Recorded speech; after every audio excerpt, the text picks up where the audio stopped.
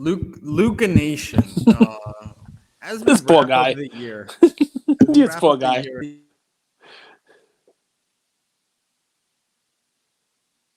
I got nowhere to go. I got nothing but time. So this might be a 1 hour, 1.5 hour marathon. And we might talk about a bunch of things.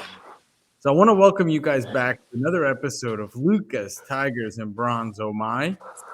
What are you doing for New Year's down in Mexico? You know, you got a couple days, right? It's only Tuesday. What are you doing on Friday? What do you do down there? Like, do they celebrate it Nuevo Años, like a different way? Do they celebrate it like, you know, is there special stuff that goes on? Do you have to drink the worm out of the mezcal? Like, do you have to do something guys, crazy? A few quick announcements before I get into it. No, not even an answer. A few quick announcements. So first off, if you're in our fantasy football leagues, it's the finals week. So good luck to our 6 contestants. I lost. You lost? Very upsetting. Yeah, man. I mean, you know, I was just thankful I was there. You know, my top 6 draft picks, I drafted Chris Carson. Nice. Who was out for 3/4 of the year. Michael Thomas, who didn't even play at all during the year. And I reached on Lamar Jackson, who clearly didn't help me in the playoffs because he didn't play in the playoffs. So just to be in the semis as I was, with 3 of my top 6 picks not even playing, is, you know, pretty good. And Kelsey didn't play. Kelsey didn't play for me this week either. No, I didn't want to win. I will tell you this. Obviously, I was playing to win, so don't read that the wrong way. Congratulations to the folks who have survived and made it through. But the point of doing this was that somebody else would win. I would win and then have to give it away. I wouldn't actually win. I would not feel right winning our league. So it worked out great. I make the playoffs. It's a good enough showing. Drawing Dead and Boston Authentic won, and they decided, and I want to hear your take. They decided to split the pot before the final game. Yeah, Boston Authentic told me that they were going to do that, which I guess, you know, if we decide to tell them that it's going to be a wax box, then we're each going to get half the packs. We can really mess with those guys if we wanted to. Or, you know, just like split the money. It's fine. I just let them split the money. I have no problem with that at all. I've seen leagues do it. I would imagine, you know, that somebody is favored in that league. I'm not in that league, so I would imagine somebody's, you know, slated to win by more. I would hope that person who is slated to win or was favored to win maybe got 55% of it to 45, or maybe, you know, did some sort of a split on it. But look, this is the kind of, you know, crew we have. You know, they want to share. They want to share with each other and have multiple winners, which is fine. I like it. We started a YouTube channel, guys, another YouTube channel, because we understand how difficult it is to keep up with daily episodes. I can't even keep up with daily episodes. So we have a YouTube short clips channel, guys. Luca Nation Short Clips. Google it, search it on YouTube. We have a link in our Instagram bio. Shout out to our team, Cage, because we didn't really even have to lift a muscle to get this thing going. Shout out to our team. Shout out to Shane. Shout out to Alex. Thank you guys for creating it, and let's see what we can do. Cool. Luca Nation Short Clips. Yes, sir. Because, dude, I mean, we do 30-minute episodes, sometimes an hour. People can't keep up. And it's every day. That is a tough job those guys have. How are they going to clip down all the gold that you and I provide into just a short clip? It's very difficult. I mean, look at you smiling. Like, that's got to get in the short clip. Feeling better. I'm feeling better. Gotta get that smile in there. Last announcement. You guys know we have an SGC giveaway. Shout out to SGC for that. Free grading submissions every month. For the first month, we're doing first come, first serve. So if you guys just shoot me an email at IamAndrewGoldberg@gmail.com. Shoot me an email. I'll see what I could do for you. And we'll kind of roll it out different ways every month. But we just want to give back to the community as much as we can, because 2021, Cage has already said it, but I'll echo it. It's been an amazing year. We just did an episode with Putnam to talk about NFTs and crypto. We didn't even get to touch on it. We talked about a million things. It was kind of fun. It was a little bit of a debate-esque vibe. That's how you debate. What about all the relationships we made in 2021? All the friendships, right? Like, we always talk about the monetary gain. Honestly, man, I've made more friends last year than I have in the previous, 20 years of my life. Yeah, they're virtual metaverse friends, but a lot of the people I met online, and then we meet in person. We meet at shows. We have plans to meet at future shows. So I think we'd be remiss if we didn't talk a little bit about the relationship and the friendships. It's very exciting. Well, now You let's like get to into have the show. friends. You like to have friends in the metaverse, right? They'll wear your artifact clothing, and you guys can bang heads against each other while wearing Oculus glasses. It's gonna be fun. Listen, not to poo-poo it too much. The community, the folks we've met, that was easily my favorite part of the National. And maybe 2022, the world is just nuts again with this COVID and Omicron, and maybe there's going to be Delta, Tau, Gamma, Sigma, Upsilon, Chi, Psi, Aleph, Bet, Vet, Gimel, Dalet, Hey. There's going to be all these crazy. That was Hebrew. There's going to be all these crazy different variants of. It's the Hebrew alphabet. You did good there. Well done. You recognized it. So, can you do the whole Greek alphabet? Can you do it? Were you in a fraternity? No, was when you're in a fraternity, you learn the Greek alphabet by doing push-ups. Is that right? You do a push-up for alpha, beta, deal. Gamma. No, I was on the varsity soccer team, so I pledged my junior year, but they didn't actually make me go through pledging. So because you were like a popular, like, hey, let's get this soccer guy. I wasn't popular, but we'll they get him thought in. I was popular. That's like a good thing. I was the nerd of the soccer team, but because I came over to a different circle, they thought I was popular. Yeah, that works. It works nicely. It's good, So anyway, the world's a little nuts now, and my hope is that the world kind of opens back up and we can start going to shows again and meet more people, because that was the coolest part of the National. I felt short standing next to Drake.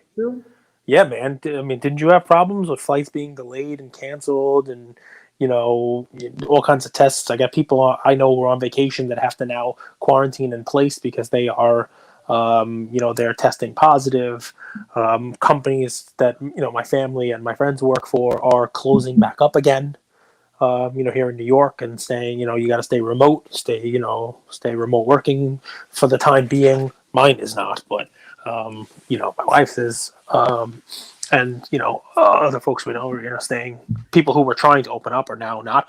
Point being, my hope is that we clear this most recent hurdle of Omicron, and we put our faith in the fantastic government that we have here in America, and we move forward and we go to more shows. That's what I kind of want to do. I kind of want to meet more people. Like I was saying, I felt short standing next to Drake.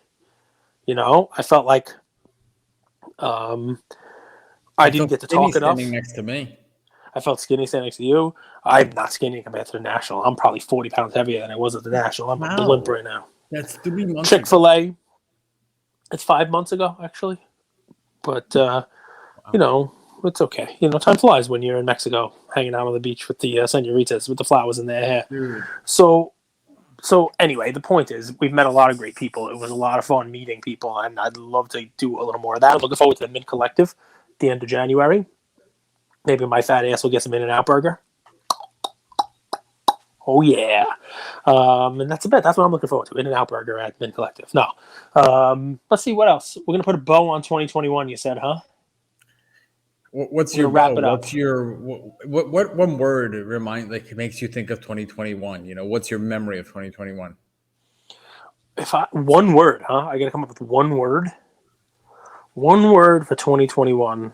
We spent the entire year together, big guy. Overpriced. Is that a good word? Well, it was hilarious. I saw Slabstock's post today, and it was LaMelo National Treasure sold for like $234,000. Yep. And when something hits you, and all of these people that are like hobbies crashing, hobbies tanking. And I was just like, I wanted to point to this. I heard all those voices, and I wanted to point to this. I was like, this card just sold for $250K of a guy who might not even be a top 200 player of all time, let alone a top 50 player of all time. Yeah, 255. LaMelo Ball, National Treasure out of 10, I think. Nice card. Miles Bridges signed, jersey worn by his coach. Well, even if that's with any player, even if that's the case, it's still 1/3 of the one signed by Luka's mom, and out of 99, as opposed to out of 10. Is hanging. What's up, Ian? What's one word Ian thinks of in 2021? Ian, give me the hobby. in one word. 2021, the hobby. Chase Claypool. He's going to have 2 touchdowns. What's one word? What? NFTs. NFTs, he says. He says NFTs with a frown. No other word? Pokemon? 2020 was sports cards. Carvin? 2021 was NFTs. What's 2022? What's 2022 going to be? For the hobby. Cryptocurrency. Crypto? Going 2022 outside crypto? and playing capture the flag. He says crypto. 2022 for the hobby. You know what? I'd like if I could, if I had the power to make one word for 2022, it would be fun. It would be trying to bring the fun back to the hobby, right? Maybe nostalgia you could throw into there, but fun is the key, right? Because I feel like we've spent a lot of time chasing, what could be worth more, chasing what could explode in value more. And,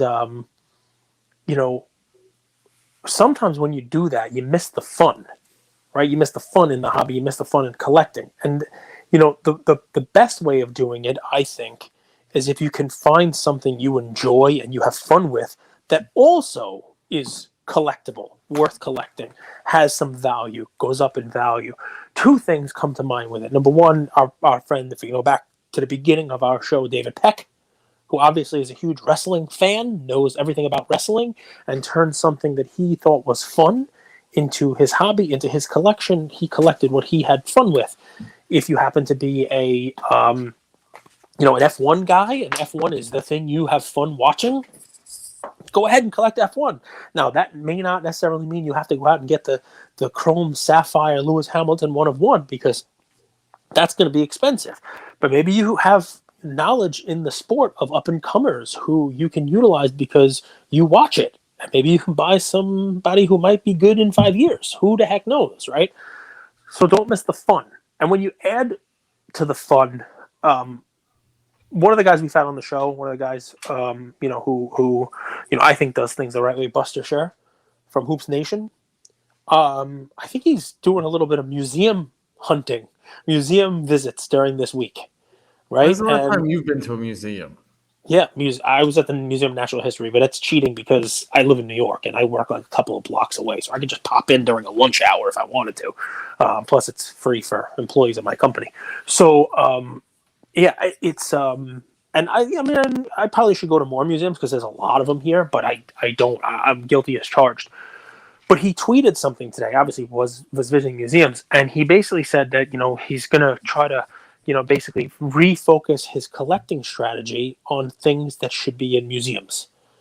Try to collect something that you look at it and think like this should be in a museum, right? So now most sports cards are probably not going to be in a museum, right? But it's more of what's going to be fun, what has that museum quality, collectability for what you're doing. And I think what's funny about it is if we were focusing on that kind of stuff, then maybe people wouldn't have gotten so burnt by the ultra modern, because what's if now don't get me wrong, if your version of fun is buying bowl, then more power to you, right? Because that's your guy. You're hanging on to it. You enjoy speculating. It's more of a gamble. If you want to buy guys who could turn into something, and that's fun for you, well that's kosher. That's cool. In a bowl. Yes, bowl. So, but as long as you're having fun with it, great. But I would venture to say that most people were not buying the PSA 10, Brandon Clarks and Zions and Jaws and that kind of stuff because it was fun. I think people were doing it because that was what everyone was doing, and that was where the hobby was kind of taking them at the time. And I guess, ending 2021 and going into 2022, you probably don't need to hear it from me, but just in case you do, blaze your own path and have fun with it. It's okay to collect something that you enjoy, even though not everyone is doing it. Because if it turns out that it drops in value 10%, 20%, 30%, it doesn't matter because you're buying something that you're having fun doing. And it's still going to be fun for you. Maybe even more fun if you could buy more of it, if the price goes down. Here's one. I'll give you one of I have some weird plays today. It's funny to start like moving in between assets and it what you can buy for 0.1 ETH. Yeah. And it's off-white Michael Jordan, the Jordan 1s, off-white Jordan 1 collab. You could get those for like $1,000. Now, if you compare those to shoes, you're like, I'm not paying 10x or 20x what normal shoes cost. But if you're comparing them to collectibles, you have Off-White, Virgil Abloh, passed away this year, renowned, respected artist. And then you have the Jordan 1, which is like the most iconic, and you could get them new for $2,000 or $1,000. You guys will have to reach out to Prism God if you have questions, or reach out to Bro Namath because they know their shoes way better than I. I got a sneaker collab for you to add into that also. Go ahead. You want to? Is it the Yeezy Crocs? No, these like $100, $120, depending on what size you are. You can get them for kids and stuff too. But I believe it will be a very collectible shoe, and I believe if you buy a pair now, then in 11 months you'll probably be able to sell it for significantly more than what you could buy it for now. If you want to pull this up, you can.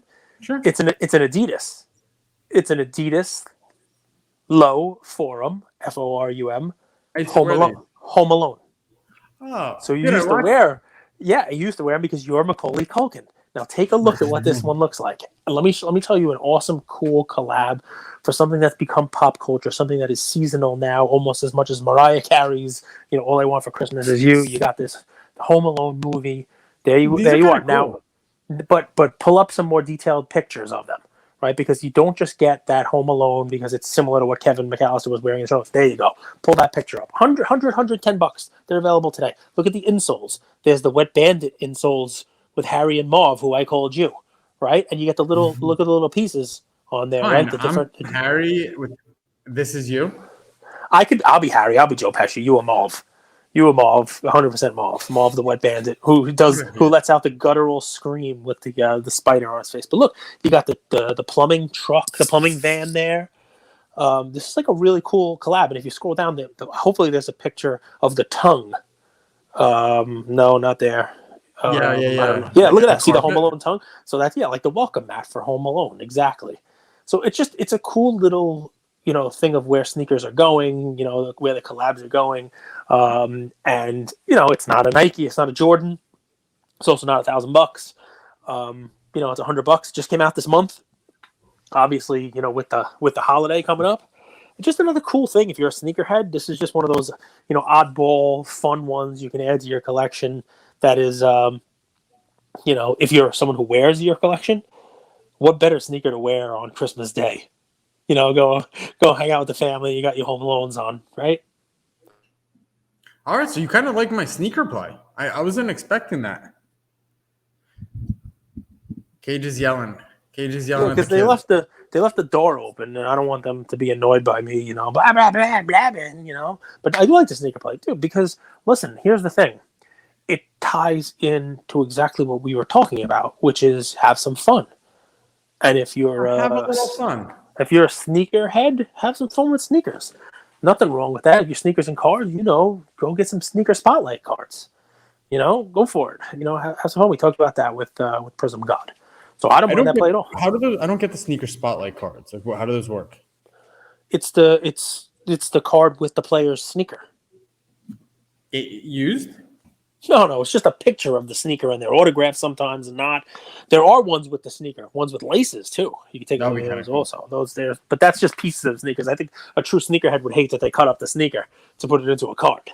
So, but no, it's just other cool stuff. Second play. Shoot. We always invest in things that can make us money, but we kind of forget about things that will lose us money. Yeah, I try to forget about those. 100%. And that's an investment in yourself. Whether that's and it's funny how cheap it is relative to the things we buy. Like simple things like taking an improv class in 2022. Right? It's okay. It's $100. It's like a 10-week course. Improv. You could meet new people. You could learn a new skill. You could get out of your shell. To taking dance class and learning how to dance. To going and signing up to this like personal development course that people swear by. It's called Landmark. Mm-hmm. To learning a new language. Here we are investing externally. Mm-hmm. I think it's also fruitful to invest internally. So that's my second play of the day. Es mi casa y yo vivo aquí. a lady yesterday who got us this apartment. She saw me on the street. She's like, "How do you like it? You're having a good Are you having a good time?" And I'm on the speakerphone with Kate. I didn't know he was on speaker. I just heard him He's saying speaking to some dumb I, shit in I Spanish. heard him speaking to a woman in Spanish, so I was telling him what to say. You know, I mean, I don't know what she looked like, but if you said what I told you to say, you know, she would have come back to the place with you, I'm sure. I got the lines, man. My feet are light, and I've got the moves. He was on he was on speaker, but she did know that she had a little kid because I was talking to her. She definitely had a little kid who probably, if he understands or she understands Espanol, know that I was not saying things that were child appropriate. That's definitely true. It is what it is. You know, I know how to curse in Spanish. So what else? What do you think? I can't believe you told these people that stuff. Oh my goodness. I hear that you are Snorlax this week. You're sleeping. I'm Snorlax. A lot. No, just Snorlax is just like a big, lumbering, lazy kind of Pokemon. So, that's me this week. I'm taking it easy. I don't get a chance to do this that often, especially not for more than a day at a time. I'm still sending off emails and, monitoring work just in case anything goes down, and had to work a little today. But for the most part, this week is a nice, recoup, relax, do some laundry, hang out with the kids. I was outside with Ian today, throwing a football around a little bit, which was fun. Should do a little more than that. It's not that cold here. It's been a pretty mild December for New York, especially compared to what it was last year. We had a lot of snow by this time last year. But yeah, I mean, trying to have a little bit of fun and relax because the 5-day work week will be here before we all know it. Do you have a card play? Because I do. I mean, I don't want to rush this along. We're already 20 minutes in. No, go for it. Go for it. Okay, so this goes with fun. And if this is not something that's fun for you, then, there's a million other ways to skin a cat. You can find your own fun. But for 2022, I believe I'm going to start collecting this particular set a little bit more myself. It's because of things that have happened in this last year. It's because of people's focus on things that are iconic, people's focus on things that are new, things that are first. People looking at things like 2012 Prism and evaluating that as an iconic set. I've heard that word used so often. It's an iconic set, the 2012 Prism, because it is the first Prism set. Things like 1993 Finest being the first, refractor set, the 96 Tops being the first chrome set that's out there. And then I look at the prices on it, and I actually listened to one of our episodes, and I was excited, about buying a 1996 Tops chrome Michael Jordan because it was in PSA 10. Remember, I got it in the PWCC auction. I still have to pay for that. I think I got a couple more days, right? You got to pay till the end of the month. But I got it for like $950. And I was like, wow, what a great steal. A 96 chrome. It's Jordan. I love that. I added to my collection. Like, what a steal. And I said, what other iconic sets are there out there? I mean, everybody knows about the 52 Tops, right? And if that's something you like, go for it. Go 52 Tops. I'm going to go even further back. Right, and I'm going to go right to T206, the 1909-1911, what was affectionately referred to as the Monster Set, with, I believe, 16 different brands of tobacco cards on the back. They were inserted throughout a 2-year period into packages of tobacco. Obviously, everybody knows about it from Honus Wagner. And no, guys, I'm not telling you to go out there and get a Honus Wagner card. Okay, if you have the means, then sure, buy a Honus Wagner and then call me and adopt me. But beyond that, you don't have to do that. One of the coolest things is it's widely considered the first mass-produced set of baseball cards. There are cards before this, most definitely. There are cards in the middle of the 1800s, but they are not mass-produced. There are, team sets, postcards. There are some, old Judge sets. This is, as far as sets are concerned, and it is a behemoth of a set. It is, widely considered that iconic set. The Honus Wagner does a lot for it. The fact that it has almost all of the stars in it. The fact that it's big enough to have 100 players that I believe never got out of the minor leagues in the set. It's that big, right? So it's like got your Bowman guys that never even made it to the majors, sort of. But here's what I love about it, right? It is an iconic set, clearly. It's an iconic collectible. It is something that when you take it out to show off, people are like, whoa, that's a tobacco set. Yeah, it's the same set as Honus Wagner. Oh, that's a 96 Chrome. Sure, yeah, it's the same set as the Kobe rookie. Oh, that's a 93, finest. Yeah, that's doing Michael Jordan refractor. It's same set. Yeah, it's a 2012 Prism. Yeah, it's Anthony Davis. Going to be one of the greatest basketball players of all time. His rookie's in that set. Oh, just kidding. But everybody knows the T206. It's instantly recognizable because of its size. Everybody who's in the hobby knows the Wagner as part of it. But here's where it gets fun, right? You can go outside of TSA because you guys know SGC. Some of the most expensive cards in the set are in SGC holders. So you don't necessarily have to be looking for a PSA, and you don't have to be hunting 10s. Because while these cards, the set is not rare.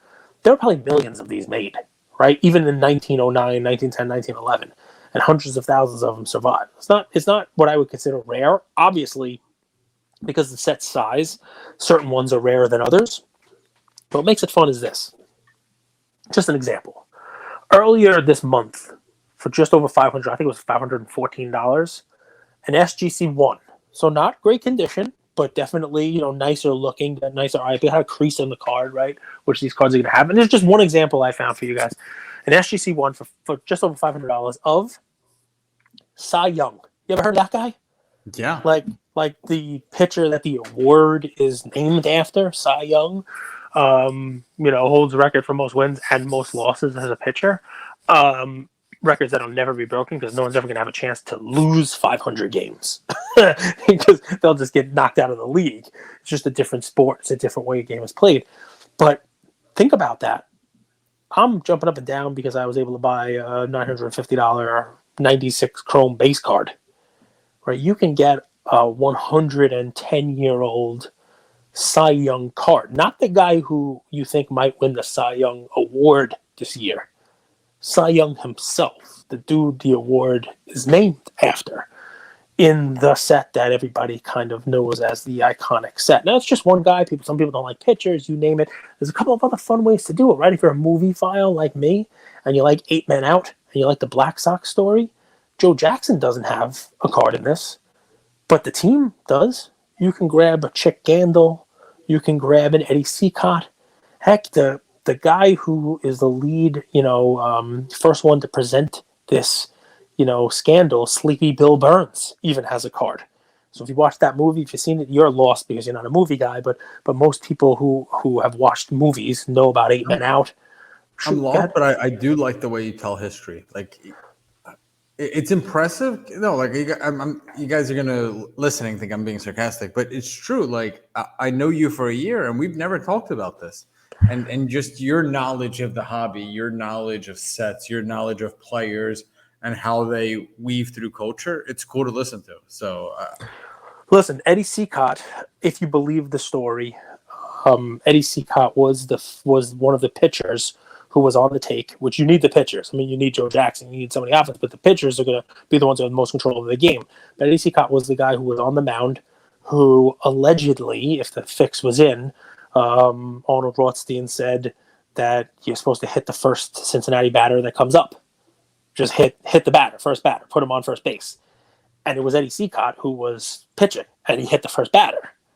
And that was allegedly to let Rothstein know the fix was on, that it's in, and everybody can go get their bets in on Cincinnati to win the World Series. There's even a famous scene in the movie where, because it wasn't televised, you had to go to these, I guess you call them, telegraph rooms where they're broadcasting the game from, whatever location it's at. And it says, okay, Seacott takes the mound, and telegraph, and they show Rothstein walking in. And it says, okay, Seacott hits the first batter, and Rothstein, puts the cigar in his mouth and leaves. Doesn't listen to the rest of the game because he knows. He knows because of that hit batsman, the pitch is in. You can get an Eddie Seacott. He's in the set, What's obviously. movie? What's this movie? 8 Men Out. It's John Cusack is in it. He plays Buck Weaver, who was in on it but never took any money. What's his name? Charlie Sheen plays Hap Felch, the center fielder. D.B. Sweeney plays Joe Jackson. And yeah, I mean, it's a cool, a cool story of the the Black Sox scandal and how they were underpaid and not treated well by their owner, Comiskey.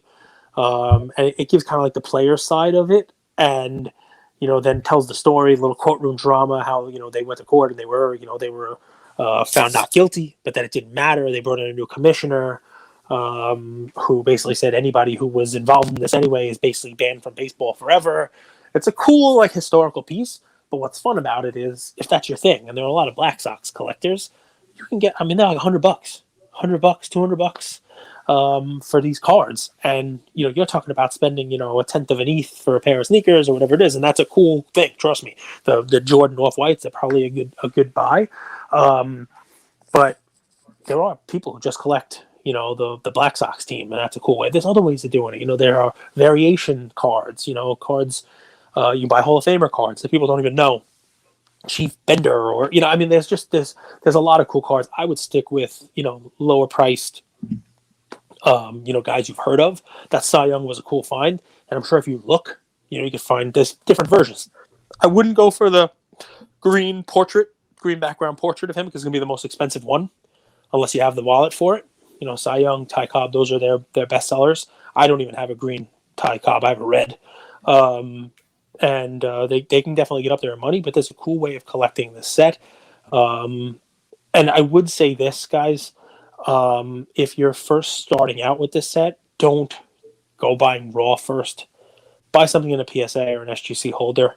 Spend a little bit extra for that authenticity, because there's a lot of fakes out there and a lot of trimmed cards and stuff like that. You don't have to go for high grade because high grade gets crazy and there aren't that many high grade. Do some research on it first. Read some articles. Read some stories about it. There are books printed about this set. Also, you can spend a week learning about the different backs, from the Piedmont to the Polar Bear to the rare Ty Cobb back, where it was Ty Cobb's own tobacco. The different factories, the Carolina Brights, the Uzits, and all the different variants that are there. It's a cool kind of way to have fun with the hobby, and I'm also combining a little bit of fun with a little bit of museum worthy, right? Because if there's ever a type of card you might think belonged in a museum, it's Honus Wagner T206. These are the type of historical antiquities that you would expect to find in a museum somewhere. So kind of combining those two things for the week into this play. Remember we did a call with Rob Petroza from Rally, and he was talking about vignettes. Yeah, I could see these cards like the Black Sox, the 8 of them, with a little 8 to 10 minute clip about kind of a vignette. That's what they are. So the tough part is not all these guys have cards in this set. So Buck Weaver, the main character of the movie, he does not have one. He has some other cards, which I'd love to grab from my collection also. Buck Weaver, he's got a Z-Nut card. He's got a PCL card from the Pacific Coast League, but he does not have one of these. But there are, several of the members of the Black Sox team. Remember, the Black Sox was several years later. Joe Jackson at this time in his career was playing for Cleveland. Is this Shoeless Joe Jackson? Shoeless Joe Jackson, yeah. He was in Cleveland at the time, and then he went over to the White Sox. It depends whether you believe, any of the stories, but there are a couple of different versions. One of them he actually he legged one out and ran out of his shoe, and then finished running around the bases and legged out a triple with one shoe on, which happens. You see that in sports. Other ones are, we'll say that, because he was so poor and not, well off and not being taken care of, by the teams that he played for, that he actually, ripped up a pair of his shoes running the bases and then played in the field without a shoe on. And played, Shoeless Joe. Other versions are that he was a rube. He was a hick. He didn't really know how to read and write that well. They said when he signed his name, it was just an X. They go through that in 8 Men Out also. So they basically, a lot of people would say also that, that it comes from his just not being more of a bumpkin. Like you could see him walking around barefoot kind of. So it depends. It's interesting how far we've come in professional sports, right? First off, professional sports are a relatively new phenomenon, right? Mm-hmm. Where people get paid towards the best part of like the 1% and even 0.01% earners are professional athletes. Whereas 100 years ago, like these stories they're so interesting of like how these guys set the precedent for the next generation and the next generation and the next generation and the next generation. Oh yeah. Yeah, 100%. Listen, I mean, I read a really cool story. I mean, that's my play. I don't want to step on your toes, but we're talking about like the different generations and how sports have changed and how things change. And, you know, I saw a lot of cool posts this week. People are very good with posts during this Christmas to New Year week as you're kind of turning the page on one year and getting to the next year. And I saw Jeremy Padawa reposted something where it was, you know, tell me something that didn't exist in 2000. So 20 years ago, basically. You know, and it was like everything from Google to Tesla to Netflix streaming, you know, because Netflix was around, but not anything like what it is now, you know, to iPhones, to like all these crazy Cage, things. Like, this didn't exist 20 years ago. Yeah, right? yeah. I mean, Like, much podcasting and all of it. Yes. And, you know, so, you know, there's a lot of really cool posts like that. But I meant to grab one of the, I'm not a huge hockey guy, but I do want to grab a Gretzky rookie, and I came very close to buying a Mario Lemieux PSA 10 OPG rookie for about $10,000. I'm sure it's significantly more than that. I think it's like $50,000 now. So obviously, you know, a regret, a typical Cage, damn, I should have done it and didn't do it. But I read a story. I won't do it justice because it's not a story I know, and I'm now just paraphrasing. But Mario Lemieux was a highly paid player for Pittsburgh, the Penguins. And he was owed something like $25 or $30 million on his contract in the 90s. And the Pittsburgh franchise was not doing well and went bankrupt. And I believe that he, with a group of other people during the bankruptcy, bought the team.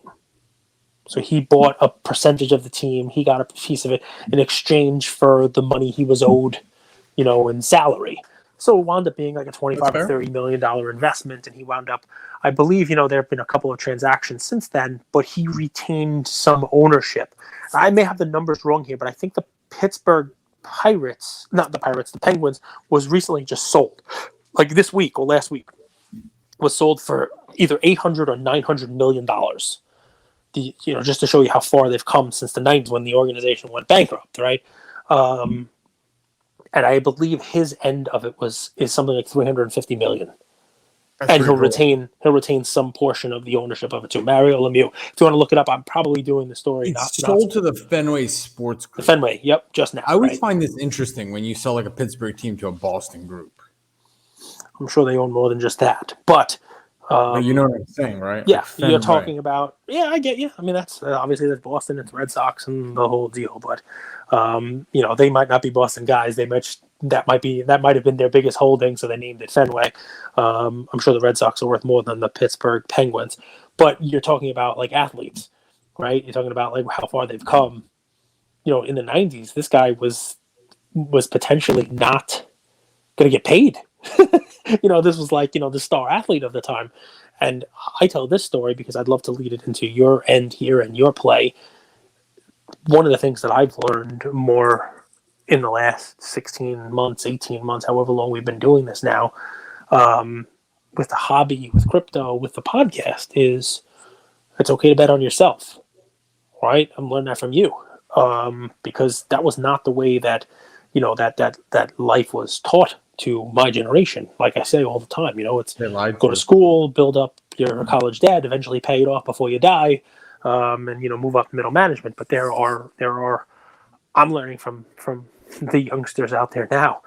There's clearly more than one way to do this, and it's a cool story to hear about Mario Lemieux. Because here's somebody who obviously was supremely talented, one of the best, if not the best, hockey players at the time playing. I mean, he's on a short list with like him, Gretzky, Howe, and Orr of probably the Mount Rushmore of hockey of all time. And he still had to gamble, had to bet on himself. And I believe, I could be wrong here. Remember, I'm not a hockey guy, but I believe to this day, he's the only person who has his name inscribed on the Stanley Cup as both an owner and a player. That's because cool. of betting on himself. Because, you know, that franchise, obviously, with the help of Sidney Crosby, you know, became a heck That's of a a franchise. movie. That's a movie. Yeah. Well, I mean, it's cool stuff, right? This is fun. This is, to me, these are the things that are different with sports cards and sports than any other collectible in the world. It's what makes it fun. It's what gives it nostalgia. It's what provides a story, right? It's a historical record, right? And think about the story we just told. If you happen to be a hockey guy or a Mario Lemieux guy, you take out your collection, you get to tell that story to folks. They get to learn it. You get to talk about the Black Sox 38206 collection, or Mickey Mantle, or whatever the hell you want to talk about with cards. Do I think that'll be there with NFTs? Maybe for Bored Apes or something like that. They might have some good stories, but this is one of those things that's kind of stood the test of time. So, and as evidenced by the fact that my play today is 110 years old, which, yes, is even older than me, before you ask. When you bet on yourself and you're right, you get all of the external riches, but you also get the internal reward. And when you bet on yourself and you're wrong, sure, you lose a little bit, but you get the experience. So that's why betting on yourself works. My play, really quick, simple, to the point. We got the Australian Open coming up in January. And guys, it's hard to go play shopping right now. Like, there's really not a lot going on. And that's just how it is. Sometimes in this nonstop stimulus culture, we always want to check, our balance, our investments, our crypto. There's sometimes just isn't much going on. And that's where I'm at now. That's why I came with the play of invest in yourself. And I think... And Westbrook. Invest in yourself and Russell Westbrook. That's where you were going today, right? You told me before the show. You're like, I'm going to give Westbrook... 1 year ago, basically 1 year ago, right around this time, I brought you guys the Russell Westbrook Topps Chrome card when he was on the Wizards. And then that card went below. Dude, he had a quote. He said, I'm playing just fine. And I didn't like that at all. You're not playing fine. Your shot is terrible. He's clearly a stat hunter. And, dude, he averages almost 5 turnovers a game. Him and LeBron average more turnovers than, literally basically 70% of the teams. 8 turnovers a game between two players. There are teams who average 13 turnovers an entire game. You can't win with that many turnovers. It's just not feasible. It's not feasible. My play is Rafa Nadal, his Net Pro card out of 2000. He's got a shot at winning the Australian Open. He's a legend. I've been looking at this card for a while. I keep seeing it pop up. If there was a play to be made in this next month, and honestly, next month and long term, one of the greatest tennis players of all time. That's that simple. But really, my first 2 plays are the ones I like. We're a card play show. I want to bring a card play here. But like I said, there's just not much going on right now. I mean, listen, it's fair. We talk about football all the time, right? We're getting down into the nitty-gritty of the season. It's going to be interesting. If you're a football investor and you like some of these young quarterbacks, there might be a time soon to buy some of these guys. Kyler Murray falling off, if that's your guy. If he gets knocked out of the playoffs early, or there's a collapse there. Maybe Josh Allen, who looked better this week, against the Patriots than a lot of people thought he was going to be. Justin Herbert in the next. It's funny. One guy you mentioned is actually a guy I think deserves a little bit more credit than he's been given, and it shows you how cardboard relevance works. And it's Tua. Tua's won 7 in a row, and the Miami Dolphins. Yeah, the schedule has been a joke. There's no way. I hate Tua. He wouldn't have scored 30 points anyway, but he did not target Devontae Parker once last night, and that was the only guy I had playing. You need 30 from Devontae? I like 27 or something like that. I would have needed to win. Within reason, it could happen. It's not. He would have had to have one hell of a game, but he didn't even have a single target, let alone a reception. He didn't even throw at him once. It is what it is. Waddle's good. Jalen Waddle, he's very good. Clear cut number 1. Waddle dance. Little Waddle, little pudgy penguin. You like Tua? So I saw a stat. No, I'm not saying I like Tua. I'm just saying that a guy who isn't being talked about at all is on a 7-game winning streak. The team is streaking into the playoffs, and it's a guy who's got injured and his cards were sold off. That's what I'm saying. Listen, you're right in this regard. If they can continue to put pieces around him and that defense stays playing the way it is, it's a team that will have obviously ability to do something, play meaningful games, right? 100% play meaningful games, right? But the stat that I didn't like was they don't have a single touchdown pass from outside of 11 yards. So if he's throwing touchdown passes, it's like first and goal. So that's not good. If you're at the 18, it's not good if you it's 2nd and 1. You want to take a shot into the end zone. You know what I mean? Like, you're going to pick up that first down on 3rd and 1, but he just doesn't. Right now, that's not part of his game. He's got this long wind up, and he can throw a bomb, and hopefully his guy gets it. He has the very short crossing patterns, but he doesn't have that mid-range game yet with the touch on the pass to get it out quick while he's got a pass rush on him. And if he can learn that and add that to his game, I'm sure that would be great. I think you're right, though. He does not get the love that he should from a winning perspective. But I guess my point is, even throw him into the mix. So we just finished week 16. There'll be 2 weeks left of the regular season, and then the postseason starts. So in the next 4 weeks, 5 weeks, Patrick Mahomes, Justin Herbert, Josh Allen, Tua, Joe Burrow with his 500-yard performance this week, which we didn't even talk about. All those, one of them, Lamar, one of them will be left going into the Super Bowl. All the rest of them will be eliminated, and their prices will probably go like this. And if you're a believer in one of them for the long term, that's a good opportunity to get in, I think. I was watching a Man in the Arena Cage. Haven't started watching it yet. I have to.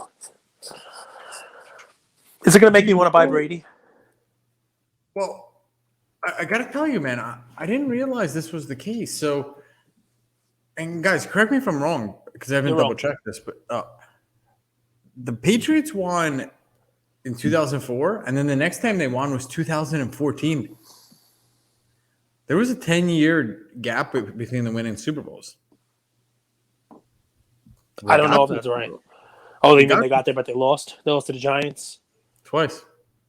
And the other year, Brady tore his ACL. Remember that? Yeah, was that 2012, maybe? 2009. 2009? So you guys could correct me if I'm wrong, but that was really interesting. It put it in perspective how difficult, we crown him as the GOAT, and he is, but like 10 years in between championships. Wow, football is very hard to win. I mean, remember, Montana won a bunch. Steve Young won a few. No one's won as many as him. So they won in 2002, 2004, 2005. So 2002, 2004, 2005. And then they won again versus Seattle in 2015, Cage. 10 years. You wouldn't, like, when I said that to you, the first response you had was, that can't be right. Well, I know they were there more than that, but you're right. I mean, they lost to the Giants a couple times. They were definitely there. But no, but it doesn't exactly surprise me, because I know in 15, 16, 17, like even after he won that Super Bowl in 15, like, you could still make the argument about whether or not he was the greatest of all time. Because, yeah, he won again in 15, but, he won 4 Super Bowls. You put him in there with Montana. You put him in there with some of the other guys who played. But last year, to me, was the one that cemented it. Different team. A team that was good and obviously needed a quarterback to just get over the hump. But, he took a completely different team. You can't call him a system QB anymore. Not to mention the fact that, 2015, you thought, okay, he won that. He's on the downswing. He's in his mid-30s. Yep. You know what I mean? He's not going to be doing much more. And he'll do what every other quarterback does. And he'll ride off into the sunset. The numbers will start to tank and decline. And eventually they'll part ways. But the Patriots are ready to part ways with him. He went to another team and won a Super Bowl. And he's playing at an MVP level. He should still, I think, win the MVP this year. I mean, there are some other guys. We say Rodgers, who. And another thing is, okay, he inherited Drew Bledsoe's spot, right? He inherited Drew. The team was very good. But the team was very good. That wasn't Brady leading the team. That was the team leading Brady, and Brady played well enough. I think in one of the championships, he actually got hurt in one of the games. Yeah, and then Bledsoe came in and won it. Yep, 100%. And Belichick, I have a different perspective. He made some really tough calls. Like, Bledsoe got $10 million a year. He was the franchise quarterback, $10 million, like nothing now. But, like, it was 10 years, $103 million. Mm-hmm. He got knocked out, came back, And it's not like Brady was a world beater. That team was 5-5. And Belichick saw something to stick with Brady. And then Brady. Do you think he saw something? Or do you think Belichick saw the opportunity, at least then, to to maybe be the man? Who could be the man? Belichick. He wasn't the man with Bledsoe, but he could have this other guy who was a 6th rounder who he probably never thought was going to turn into Tom Brady. Belichick being No, I a don't understand what you personality. mean. Well, I'm saying at that point in time, it was Bledsoe's franchise. It wasn't Belichick's. Bledsoe just signed this huge contract. It was Bledsoe's team. Bledsoe was the man. And, Brady won. But I wonder, we'll never know the answer, but I wonder if I don't Belichick said, understand you know that what? logic. He's not competing with Bledsoe. Belichick is always competing with Brady. I They're think always that's the competing. narrative that the general public makes. I don't think that's the reality. All right, well, then you disagree with me. But that's fine. That's why we have this show. That's why we talk. I think ego is everywhere, but I don't think, from what I've seen, I'm an actions over words guy. Dude, Belichick just wants to win. I don't think he cares whose team it is. And I think he just felt so you think in he had seen enough from Brady that he just knew, this is my guy. This guy is going to win. This guy is going to go and take us to the Super Bowl and gives us a better chance to win the Super Bowl than the guy that our franchise just gave $100 million to. Forget about the money. Remember where this comes from. I'm a huge Bledsoe guy. Well, this has cost me a lot of money because I could have been a Brady guy. So here is my hunch, and I wasn't there behind the scenes. I think he saw Brady's work ethic, and he said that this is a guy I could build my culture around, and even if we don't win this year, to build a culture and an organization, I want this guy as my main guy. All right. Loads of fun. All right, man. You're the best, brother. I'm Big grateful thumbs for up. you. I got to go watch it now. That way we can have more stuff to talk about. Do you need my login? No. I have every streaming service under the sun. I'm that guy. I'll go watch some of it. Talk to you later. Wait, 3 more days in the new year. 3 more days in 2021. So we're going to have some fun. Peace. Take care, everybody.